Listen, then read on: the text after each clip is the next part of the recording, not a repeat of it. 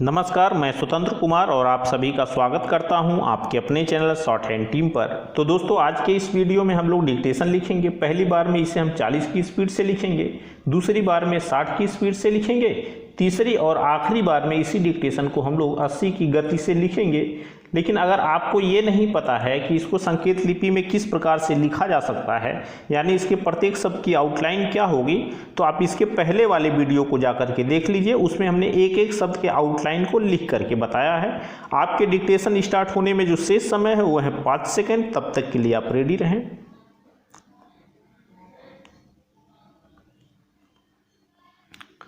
Start. Indonesia के मुसलमान अपने देश की सांस्कृतिक धरोहर को बहुत संभाल कर रखे हुए हैं।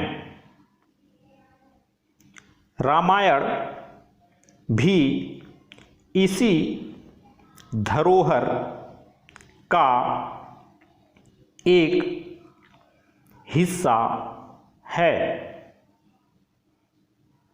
सच है कि वे राम की पूजा नहीं करते,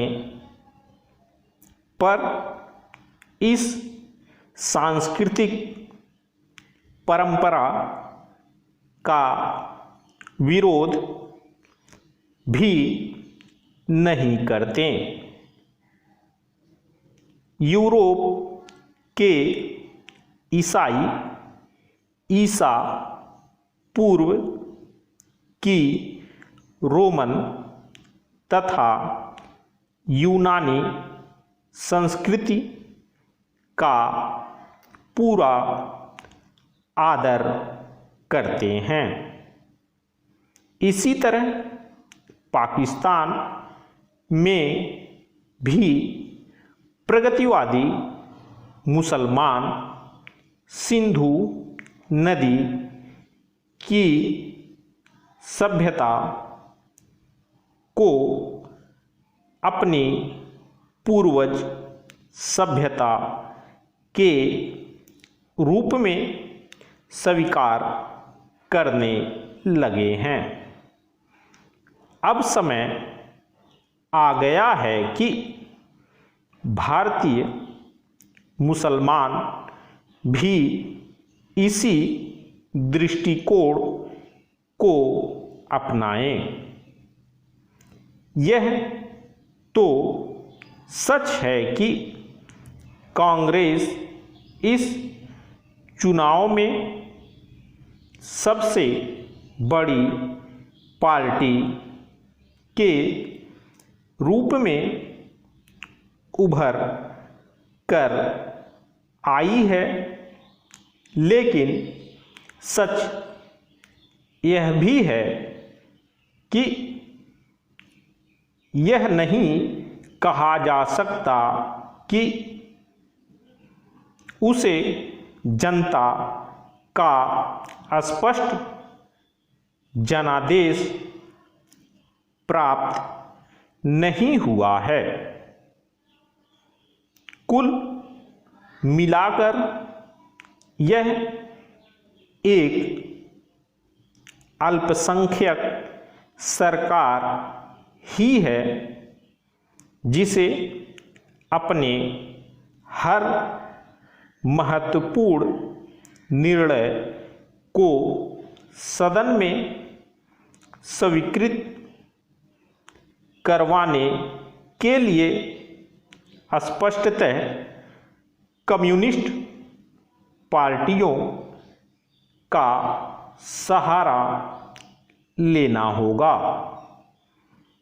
कम्युनिस्ट पार्टियों के लिए इससे बेहतर स्थिति नहीं हो सकती कि वे सत्ता की उलझनों और सरकार की विफलताओं से अपने दामन को बचाए रखते हुए भी सरकारी निर्णयों को प्रभावित करती रहें।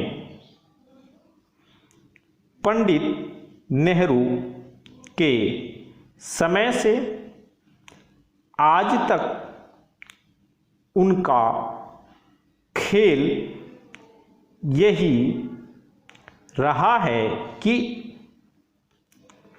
किसी न किसी तरह सरकार घुसपैठ कर उनकी नीतियों और कार्यक्रमों को वामपंथी ढांचे में ढालते रहें। स्टॉप।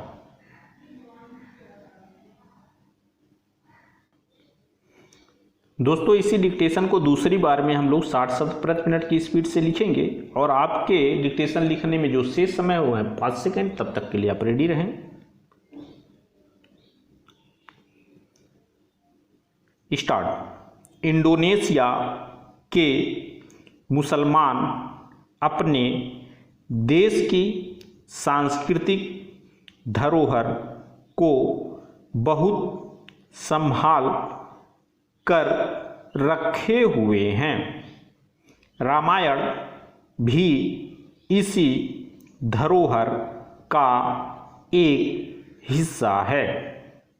सच है कि वे राम की पूजा नहीं करते, पर इस सांस्कृतिक परंपरा का विरोध भी नहीं करते।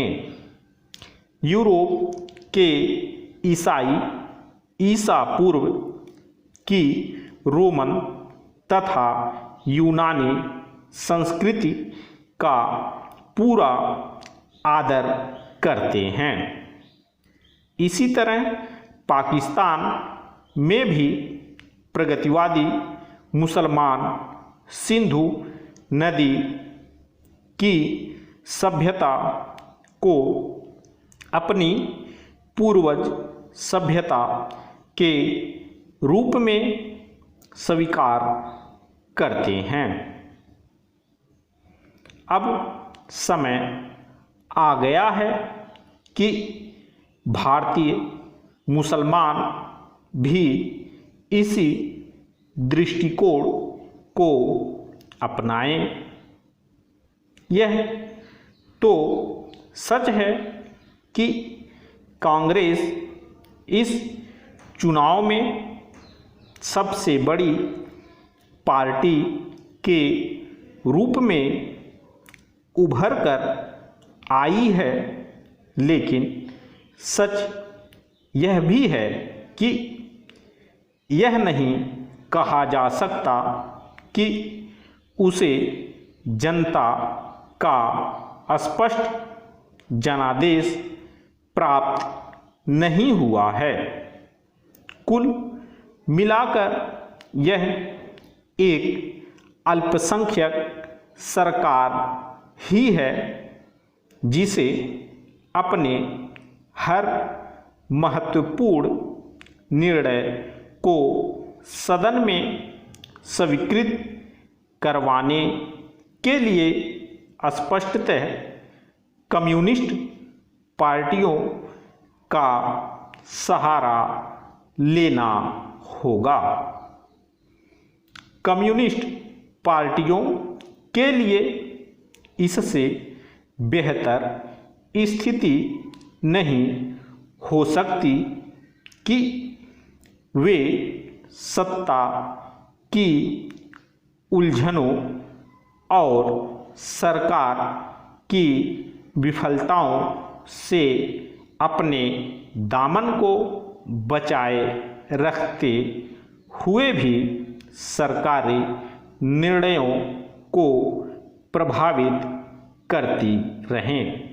पंडित नेहरू के समय से आज तक उनका खेल यही रहा है कि किसी न किसी तरह सरकार घुसपैठ कर उनकी नीतियों और कार्यक्रमों को वामपंथी साँचे में ढालते रहें। स्टॉप।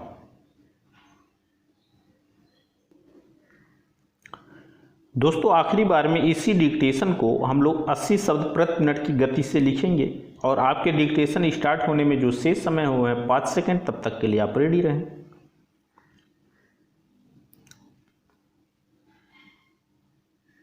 स्टार्ट। इंडोनेशिया के मुसलमान अपने देश की सांस्कृतिक धरोहर को बहुत संभाल कर रखे हुए हैं।